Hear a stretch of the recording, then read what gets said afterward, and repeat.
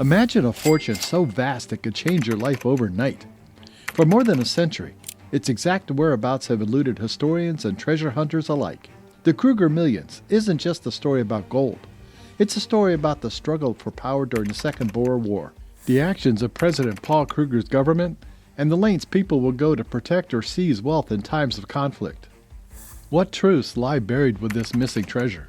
And why do some insist it's a myth, while others dedicate their lives to finding it?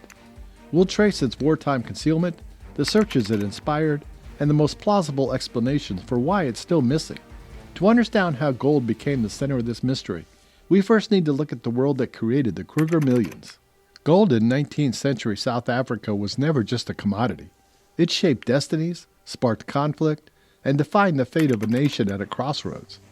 By the late 1800s, the Transvaal's gold fields drew thousands, miners sweating in the relentless sun, blasting rock and shifting earth for a shot at fortune. Small settlements ballooned into cities almost overnight, their streets lined with banks and businesses fueled by the promise of endless wealth. But with every ounce of gold pulled from the ground, the stakes grew higher.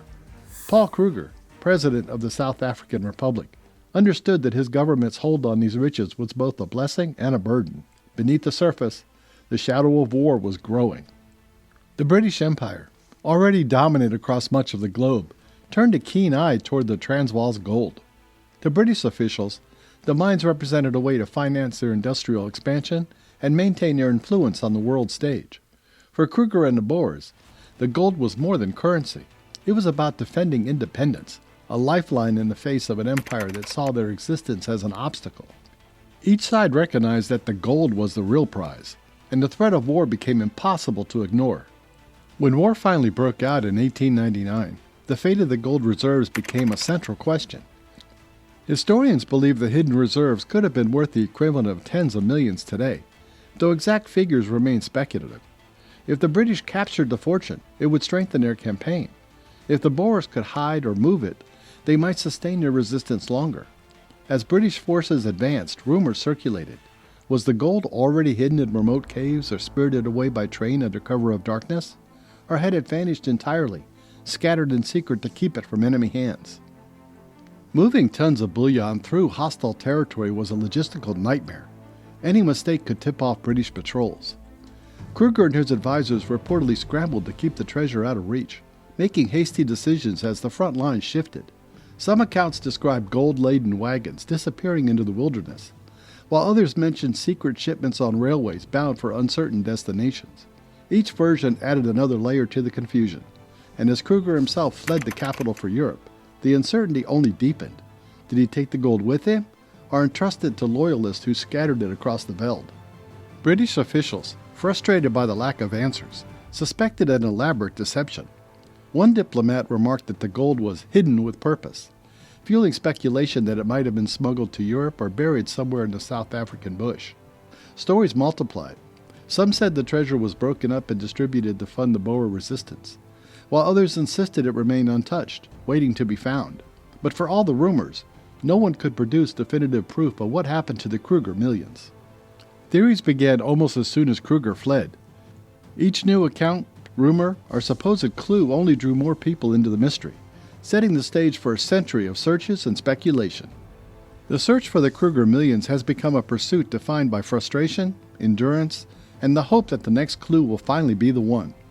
In recent decades, metal detecting teams have scoured remote valleys and riverbanks, sometimes guided by little more than faded rumors or supposed maps. Their efforts are marked by long days and harsh landscapes, the constant threat of wildlife, and the ever-present possibility that the only thing they'll find is another dead end. Yet the determination of these searchers says as much about human nature as it does about the treasure itself. The draw of the Kruger Millions isn't limited to thrill seekers. Professional historians and dedicated hobbyists have poured years, and sometimes their savings, into the quest. For some, it's the intellectual challenge of piecing together a puzzle that has stumped generations. For others, it's the simple, undeniable lure of gold. Expeditions have concentrated on regions near Sabie, but also reached into other areas across the Transvaal, each site chosen for a rumor or a fragment of historical evidence. The countryside is dotted with the remains of old camps and excavation pits, silent witnesses to how far people will go for even the possibility of a breakthrough. But most of these hunts end with more questions than answers, leaving the mystery as tangled as ever. The challenge isn't just the landscape or the secrecy of those who hid the gold. It's the sheer number of conflicting theories about where it might be.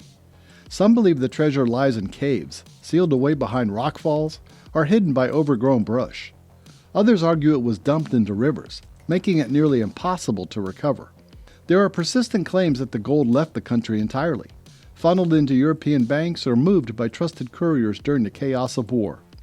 This lack of consensus has split searchers into factions, each convinced their theory holds the key, but none able to offer conclusive proof. Even qualified archaeologists have uncovered nothing beyond collapsed tunnels and debris. The frustration of coming so close, only to find a rotted beam or a pile of stones, has become a hallmark of the search. In the 1980s, a supposed treasure map surfaced, pointing to a cave somewhere in the Transvaal. Dozens of hopefuls arrived, only to find nothing but old rubbish and animal bones. Local folklore adds another layer of confusion, with stories passed down about secret hiding places used by Kruger or his allies. These tales blur the line between fact and fiction, making it even harder to distinguish genuine leads from wishful thinking. Modern technology has changed the methods, but not the outcome. Ground-penetrating radar, drones, and satellite imagery have all been deployed, each promising to finally solve the riddle. Yet, despite these advances, no one has uncovered definitive evidence of the Kruger Millions. Some now wonder whether the treasure's true value lies not in gold, but in the enduring legend itself. Others suggest that the gold was never a single, intact hoard, but was quietly used to fund the Boer resistance, explaining why so little ever reappeared. Still, the unanswered questions persist, and every new search reunites old hopes. This ongoing uncertainty raises a deeper issue. How much of the Kruger Millions story is grounded in reality, and how much is the product of myth-making? The line between history and legend has become so blurred that it's almost impossible to separate fact from fiction. Questions about the Kruger Millions have always circled around a central dilemma. Is this a story rooted in fact, or has it become legend through decades of retelling? What began as a tale of a government desperately protecting its wealth has, over time, grown into a web of speculation and myth. The narrative has been shaped by everything from official reports to local folklore, each new version adding layers to the mystery. A 1901 British dispatch, for example, alleged that Kruger stashed his reserves in Mozambique ports, an assertion never substantiated by shipment records. These early reports helped fuel public fascination and suspicion, and set the stage for a century of debate. The political climate of the Boer War offered fertile ground for such stories to take root. Propaganda and misinformation served as tools of psychological warfare. For the Boers, the idea that their fortune was hidden beyond British grasp could frustrate and distract the enemy. For the British, rumors that Kruger had fled with his nation's gold reserves could be used to paint him as a leader abandoning his people. Both sides benefited from keeping the true fate of the gold shrouded in ambiguity. Without concrete records, these competing narratives gained momentum, and the Kruger Millions became more than a missing fortune. It became a symbol of the uncertainty and chaos of war. The theory that Kruger spirited the gold out of South Africa to Europe remains one of the most persistent. His escape to Europe in 1900 is well documented. He traveled through Mozambique and eventually reached Switzerland, seeking support for the Boer cause.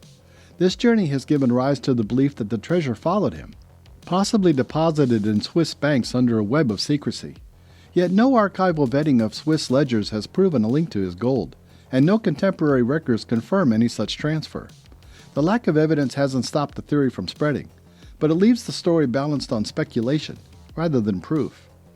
On the ground in South Africa, unconfirmed local stories have filled the gaps left by official silence. Tales of gold-laden wagons disappearing into the bush, or secret shipments vanishing along remote rail lines, have been passed down for generations. Some claim to have seen crates or convoys moving under guard, but none of these accounts have been backed by documentary evidence. Occasionally, rumors surface of secret negotiations involving foreign governments, with whispers that the gold was used as collateral in undisclosed deals. These stories rarely withstand scrutiny, but they reinforce just how far the legend has traveled and how deeply it has taken hold in popular imagination. Skeptics point out the scale of the treasure may have been exaggerated from the start. Kruger's government certainly held substantial gold reserves, but the pressures of war likely forced much of it to be spent or scattered. Over time, numbers inflated by rumor and propaganda became accepted as fact, creating an image of a vast hoard that may never have existed in one place. Some historians argue the real story is less about a single cache of gold and more about a series of desperate decisions made under fire, with assets dispersed in ways that left little trace. Despite the lack of hard evidence, the Kruger Millions endures as a cultural touchstone. The story has become a way to explore the uncertainty of history itself and the human tendency to fill gaps in the record with tales of lost fortunes and hidden truths. The enduring search for answers says as much about the storytellers as it does about the subject. With factual records thin and rumor thick, we're left weighing the most plausible scenario against a century of legend. The Kruger Millions isn't just about missing gold. It stands as a symbol of how history blends fact and fiction. The story shows how uncertainty invites human imagination, turning wartime desperation into a global intrigue that endures for generations. It also prompts us to consider how much of what we accept as history is shaped by myth, exaggeration, or hidden motives. Whether buried gold or wartime fragments, the Kruger Millions remind us how myth can shape economic history.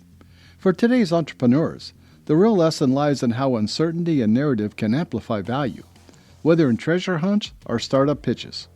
If you found this overview insightful, share your thoughts below on which theory you find most convincing, and subscribe for more historical cases of hidden fortunes.